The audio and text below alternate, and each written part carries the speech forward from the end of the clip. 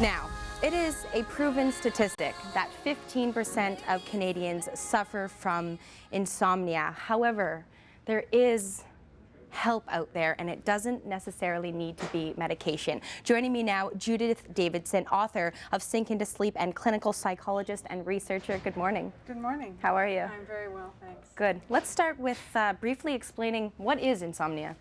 Well, it's just trouble sleeping, basically, trouble getting to sleep or trouble staying asleep. But it's not just temporary, it's gone on for quite a time. It's gone on for at least 1 month, and it's affecting functioning. So the person is feeling irritable, tired, depressed. The mood is really going down during the day, hard to concentrate during the day, so it's really affecting a person night and day, basically. And now the book you've written is Sink into Sleep. Right. Why did you want to write it? Well, I'm really pleased that it's out because this is a technique that I use in the clinic that's evidence-based, which means it's based on a lot of research on what works best to help people reverse insomnia.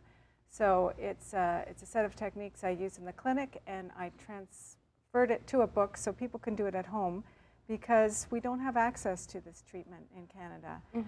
It's very rare that someone can get help from this technique, yet this is the technique that's the recommended #1 treatment for insomnia. So I'm just trying to fill that gap, basically, get the treatment out to people who need it. Right.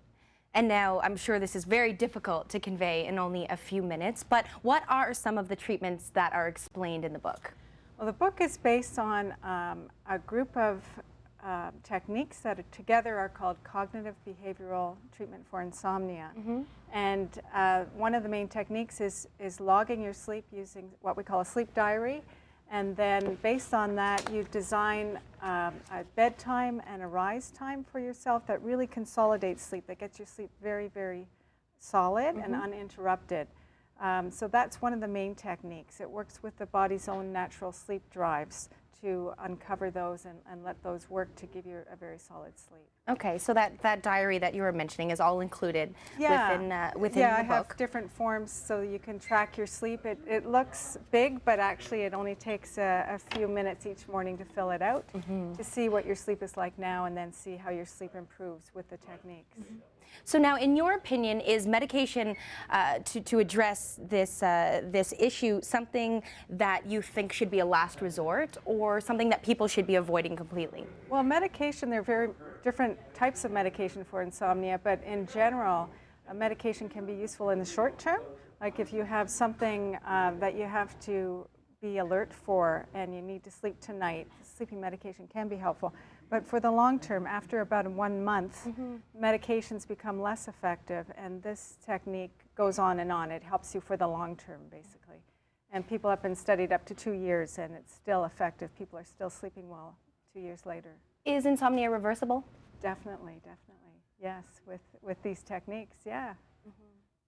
I know personally a few people who really, really suffer with it and have a very hard time coping. So to hear you say that it is something that can be fixed is refreshing. Where can people buy the book?